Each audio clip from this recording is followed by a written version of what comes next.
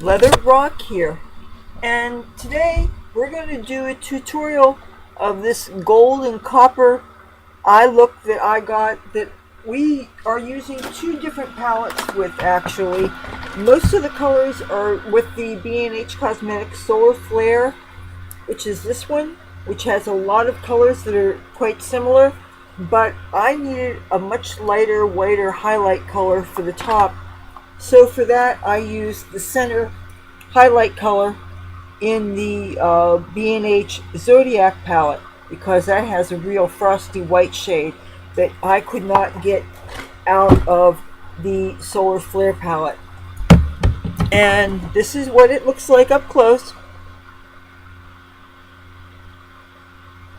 Okay, so don't want to waste time here. I got my trusty coconut oil. I already went and put it in a container here. I have it in the refrigerator now. It is not what you would even call warm out yet. However, it is now liquid at room temperature. And I noticed, since I have been using it for cooking and for makeup removal, it is starting to smell like a salad, which suggests to me that some food matter, I'm sure only vegetable matter, has gotten into it, and there's been some bacterial growth that started, and we obviously don't want to encourage that, and I don't want to throw it out either. So what I'm going to do is I have it in the refrigerator, and now I'm only using it for makeup remover. Okay, I want to tie my hair back with something, and don't you know, a friend of mine gave me a couple of scrunchies the other day. So because I was at a friend's house and I had to go home, and a thunderstorm was passing overhead, and I was watching the radar, and I'm really afraid of thunder and lightning. Okay, so I was watching to make sure that it looked like it was really safely over the ocean, and I was literally running home, but I needed to tie my hair up with something, so I had used 3 scrunchies, and I actually made it kind of like a crunched up beehive on top. But I got home safe, which is the important thing. But this is the look that we have here. My eyes have been running like crazy, so I used a waterproof eyeliner. I wish I had a waterproof mascara with this. I had to reapply the mascara a couple of times today, and I used the CoverGirl Supersizer Fibers, which I want to love, but it tends to run on me. Okay, I'm going to take this off this eye, and let's get started. I'm going to try not to mess with the eyebrow makeup, because if I have to do that, that's going to add to the time for this. And I'm going to assume that you guys don't have all day. Now, one interesting thing that I'm dealing with this past couple of weeks is I'm having flaky, dry skin on my eyelids, and I don't know whether it's because the retinol product that I'm using is migrating from where I apply it, because I don't put my retinol deliberately on my eyelids, but I will touch it to the brow bone, and when I'm going under my eyes, I will go around here like this. But I don't understand how it could be getting here on the eyelid. And I'm noticing that when I wear frosted eyeshadows in that area, it shows it really does accentuate the texture. And I'm hoping it's just retinol, and once it flakes off, it'll have nice new, less lined skin underneath.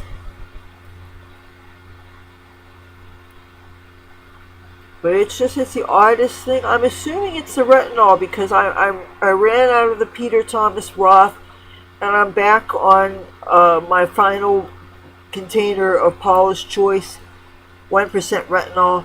After that, I think I'm going to go the Retin-A route.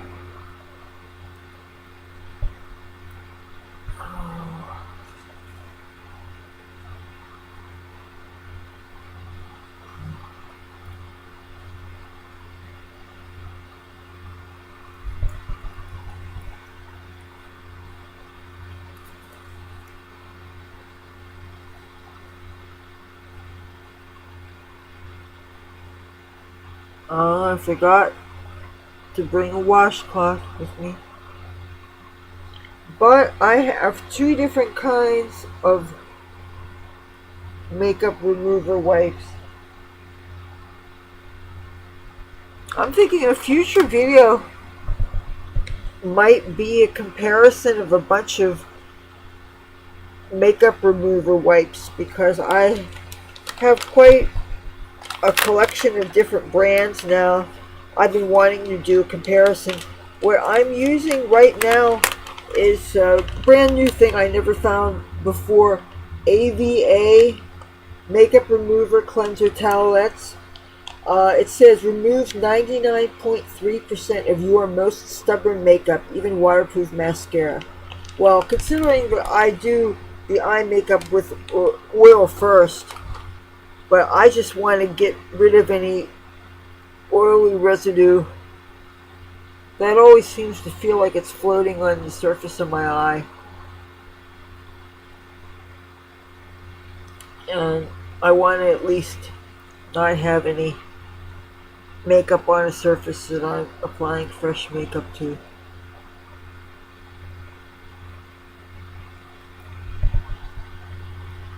Okay.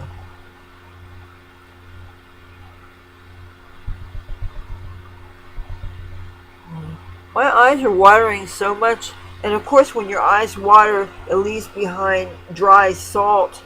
So, and what that does to your makeup, I mean, if you wear makeup, you know what I'm talking about. Okay, a lot of times I break those ampules and I put seaweed on. Right now what I'm going to do is I'm going to touch that coconut oil to my eyelid. Okay, and then I'm going to shake up my foundation, which today is L'Oreal True Match W1 Porcelain.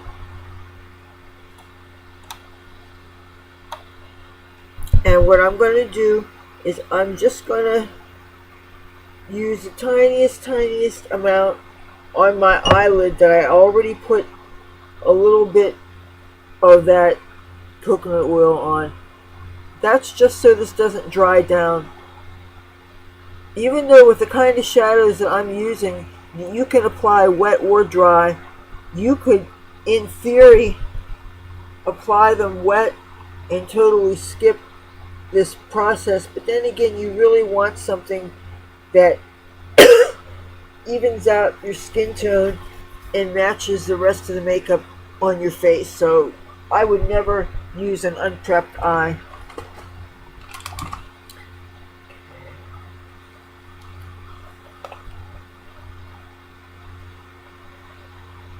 Looks a bit shiny.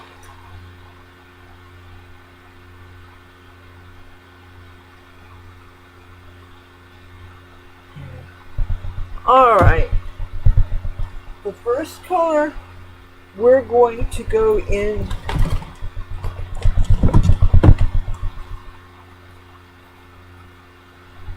it's called Photosphere. Check this out. Can you see that? Let me turn the light on. I really like with this palette that it actually gives names of colors. Now first I'm going to apply this dry, and what I'm going to do is I'm going to start on the lid itself about 2/3 in. I always like to build dry first. I'm going to end up going on this wet. Now with this look, there's really not going to be blending involved.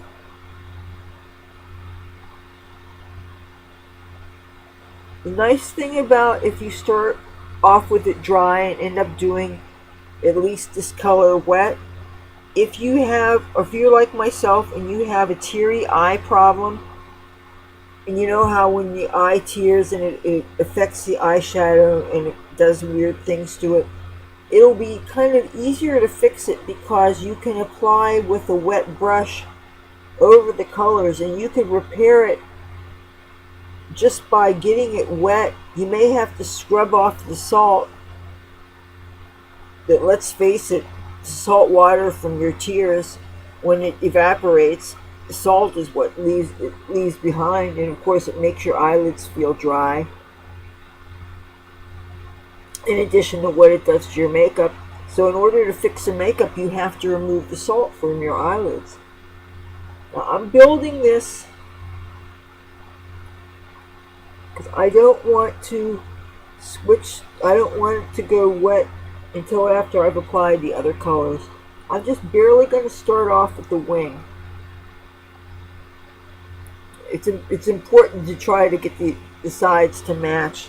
But once I wet it, it's going to change the look to a certain degree. It's going to bring out the foil effect of these shadows. Okay, we're ready for the crease color. And this is a brush that I'm using for this. This is from Vivace or Vivace. It's a 99-cent store brush. I'm going into Orb. That's like a bronzy, looks like a coppery shade, I guess. And I'm applying it dry. I'm using it sideways because this is a thinner brush, but it's got all different lengths of bristles on it, and these brushes are kind of hard to clean. Now this I'm giving a sweeping motion, starting on the outside.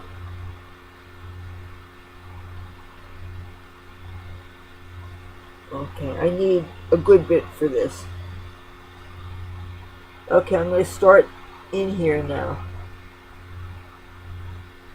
I'm overlapping. I don't want to cover too much of here because I know I'm going to have to go over that with a whiter highlight shade.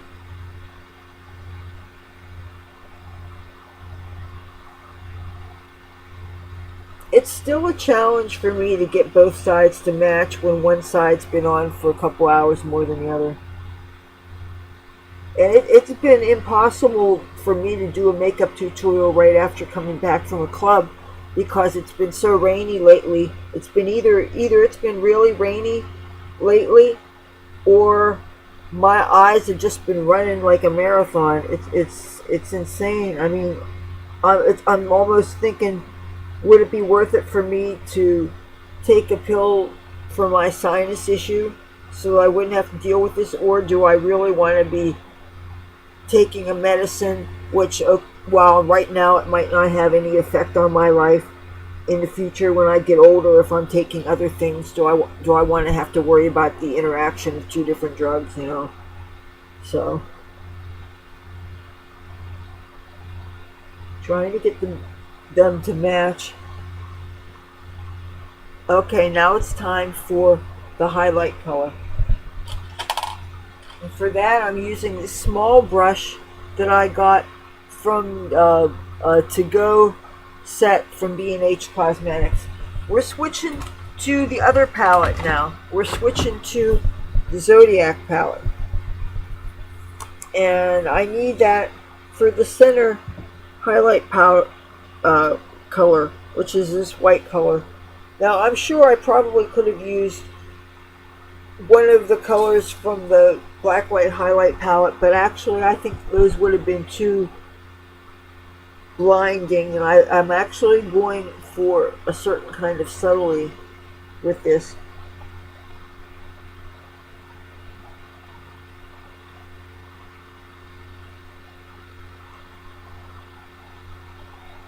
See where the coppery color almost totally went to the eyebrow? I have to carve out a section of skin next to the eyebrow. That's why we're doing this.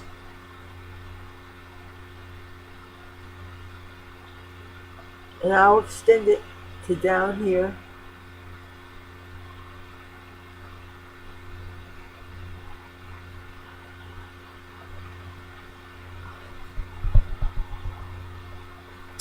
Alrighty, time for the eyeliner. My on-again, off-again relationship with this eyeliner. The other two eyeliners that I've been using have been running on me like crazy the past 2 months. So this eyeliner, that I think the formula has changed, lately it is doing better than the other two that I've been using, so I'm using this again.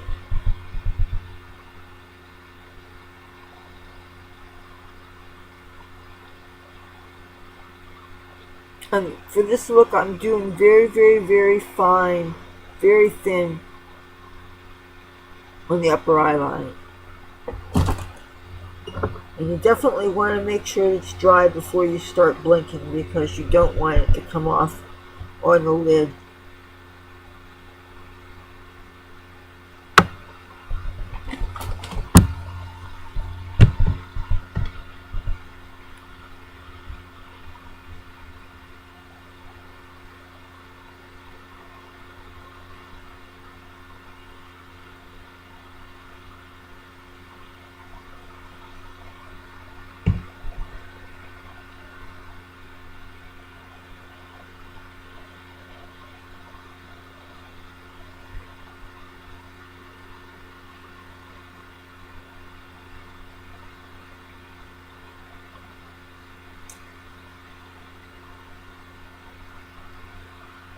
I hope they're... I didn't do tape or anything. I don't know how close that is to the same angle. I'm going to let it dry. I'm not going to mess with it. Now I got to fill in the triangle. See, there's always a spot of skin in the center. There.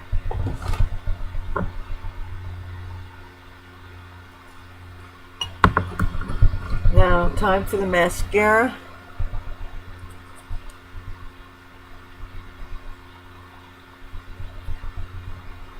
I think I'd like to give the waterproof version of this a try, because it has fibers in it.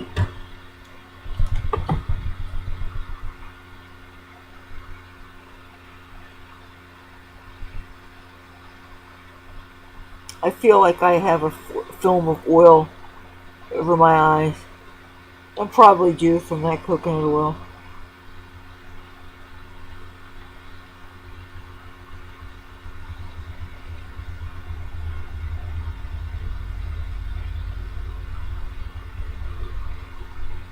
But yeah, I don't think I have any waterproof mascara now, so I think my next makeup order I'm going to have to get some, because with the all the heavy greasy sunblock I'm going to be wearing this season, and the wind hits up against my eyeballs, my eyes run like crazy. So if you think you've seen the Boston Marathon, haven't seen nothing until you've seen my eyes. So I really need waterproof mascara. And I'm going to be trying out a new gel eyeliner in a couple of weeks. So I don't like having too many things open at one time. I want to give myself a chance to use things up.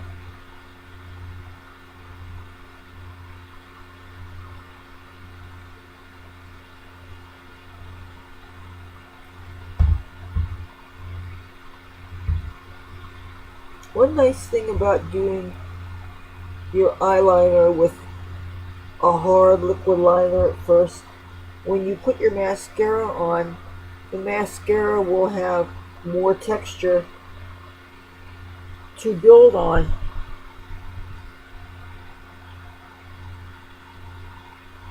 A lot of times I end up having to comb out clumps. This applicator brush is actually just a couple of combs, so it is really great for not clumping in the first place. That's one thing that is nice about this mascara. And you see what the wand looks like?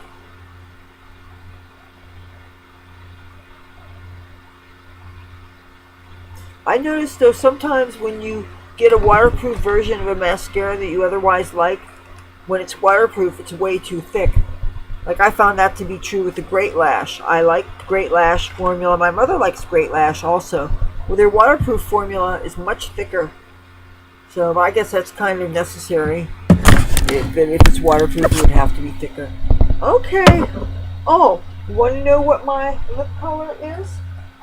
My lip color is, and I set it aside because I want, before we get to that, I did not use a contour. Let me put my hair down. I did not use my contour like I usually do. This time, I just used a blush, but I used it as contour, like people did in the 80s. And for my blush, I used from the Wet n Alluring palette, this color here.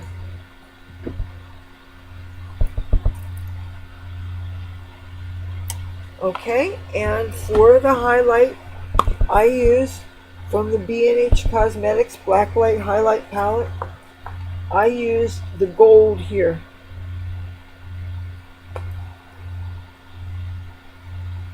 I really like this palette a lot. I'm definitely going to get it again. Of course, I'm going to get it on sale because that's how I buy things. That color, that lip color. Alright, you know, now this makes me so mad. Oh, here it is, here it is.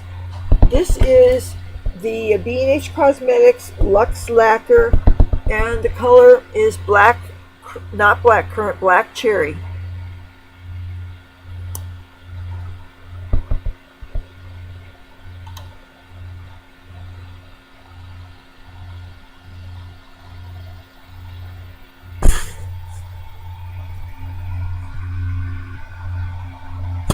So I really like them. They don't really dry down, but they are pretty,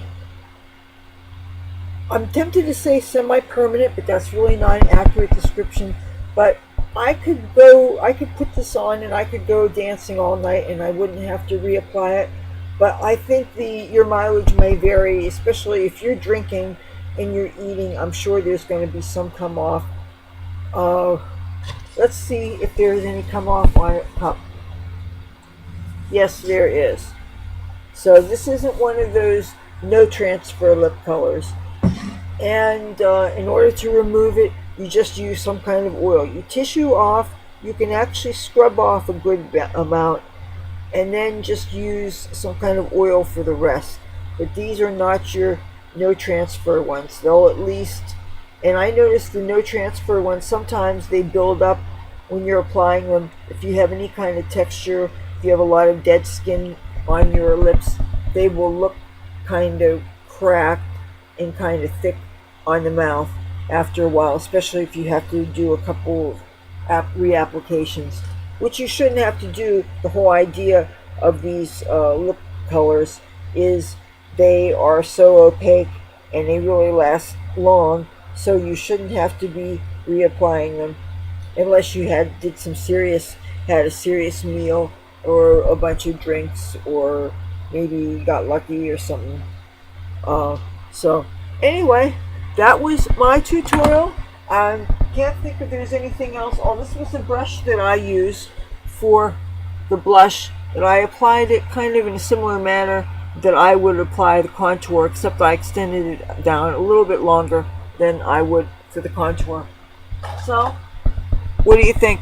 Do you like that? If you like these videos, please do give it a thumbs up and hit subscribe. And once you hit subscribe, hit that bell notification thingy. That way you'll be notified when I make my next upload. I do my uploads every Tuesday, Thursday, and Saturday, and I'd love to have you join my family. Such as it is. Tabby Boy left my room because somebody else has treats.